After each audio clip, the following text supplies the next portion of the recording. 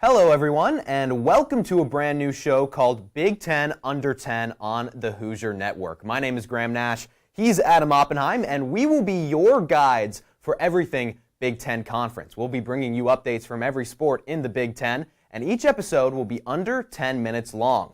On Mondays, we're going to talk about men's sports, and on Wednesdays, we're going to talk about women's sports. So let's get right into it because we have a lot to talk about. Let's start in the fabulous world of football. I'll get you the scores from the weekend, and then Adam will run you through what the wins mean and where things stand in the conference.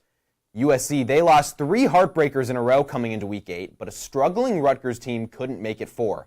USC wins 42-20. Oregon hasn't been ranked first in the country since 2012, and Illinois was not going to ruin their big day. The Ducks take down Illinois 38-9. Speaking of big days, College Game Day showed up here in Bloomington, and Indiana put on a second-half show. They take down Washington 31-17. There were also some close calls this weekend, though. The third-ranked Penn State Nittany Lions took down the Badgers in Wisconsin 28-13. Not a blowout, but still an expected result from a top-5 team. What wasn't necessarily an expected result from a top-5 team was Ohio State only beating Nebraska by 4. At home, Ohio State, they won 21-17.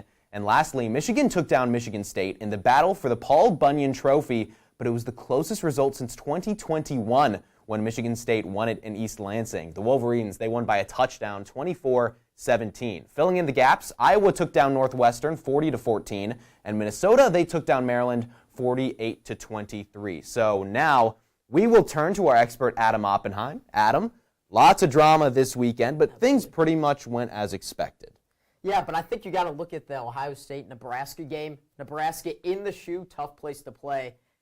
They took the lead late in the fourth quarter. Dylan Raiola, though, couldn't lead a game-winning drive, but it was huge for the true freshman to get his confidence back after a rough game against Indiana last week where they got blown out.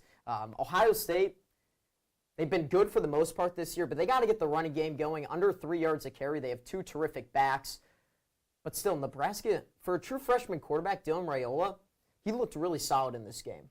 Ohio State, they did win, but it seems like both teams looking for a bounce-back win next week. Let's move to the number 1 team, Oregon. What did you see from the Ducks?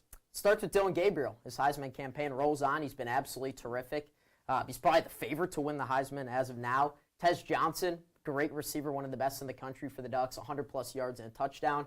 They made Illinois look really bad. That's a good Fighting Illini team. They made Luke Altmaier not look good. The Illinois defense was getting absolutely shredded. That Oregon team, they've looked really solid this year, including beating Ohio State early in the year. While we're on the topic of good teams, let's go to Penn State. Played Illinois. Didn't necessarily win by the widest of margins, but still it was a tough day for them. Yeah, Drew Aller, he looked good before his injury. It's really hard to score against this Wisconsin defense, so you can't expect to blow out the Badgers, especially at Wisconsin.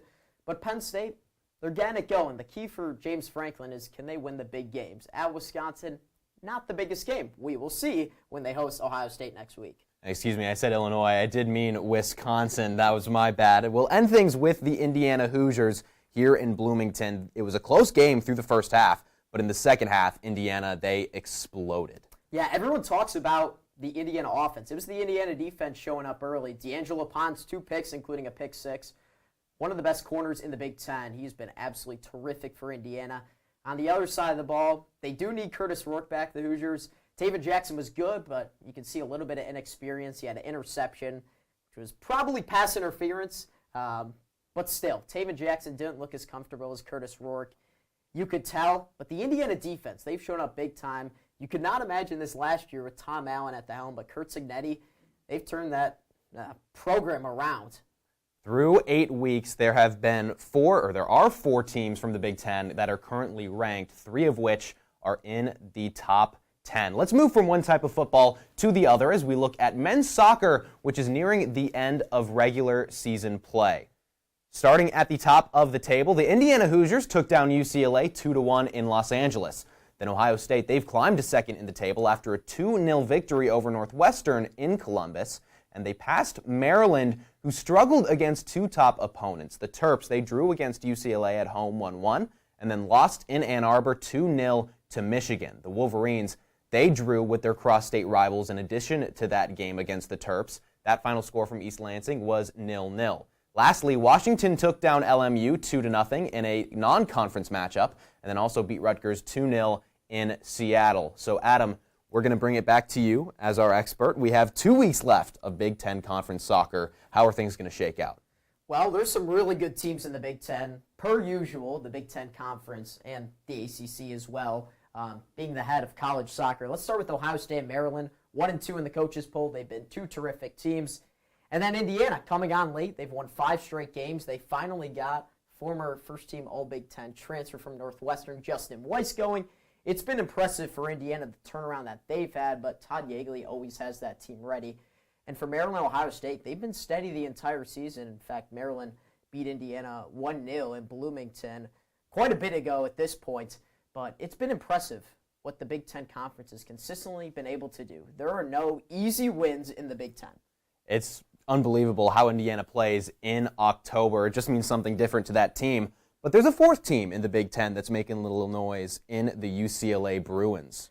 Absolutely. UCLA, a couple weeks ago, they won 2-1 versus Ohio State. That was Ohio State's first conference loss, still their first conference loss in the Big Ten. And the Bruins 15 in the coaches poll as of yesterday on Sunday. That team is good. And now you're looking at 4 teams in the Big Ten in the top 25. 4 teams who are vying for a national seed. And it's definitely possible. There's other teams in there. Dean Boltz of Wisconsin leads the Big Ten in goals with 9. Wisconsin's had a pretty good year. But those top 4 teams, UCLA, Maryland, Ohio State, Indiana, they're all getting hot at the right time. And I'm interested to see what happens. Only 2 weeks left, but a lot of points left to be had on the table. Let's close things out for our first episode on the ice with scores from men's hockey. We'll start with Penn State. They took down the St. Louis Saints 2-0 on Friday and 3-1 on Saturday. Ohio State, they took down Bowling Green 3-1 on Friday, but lost to the Falcons 2-0 on Saturday. Michigan State, they took down the Canisius Golden Griffins 3-0 on Friday and 4-1 on Saturday. Notre Dame, they beat the LIU Sharks 4-1 on Friday, but lost 5-2 on Saturday. Minnesota, they demolished the St. Thomas Tommies 7-1 on Friday and 6-2 on Saturday. And lastly, the Wisconsin Badgers lost to the Denver Pioneers 4-2 on Friday and 6-1 on Saturday. Notably, the defending Big Ten champions in Michigan did not play, but are back in action this Friday at Boston University. And that will do it for our first ever episode. Thank you so much for tuning in. Be sure to subscribe to the Hoosier Network YouTube and check back in on Wednesday for our next episode of Big Ten Under 10.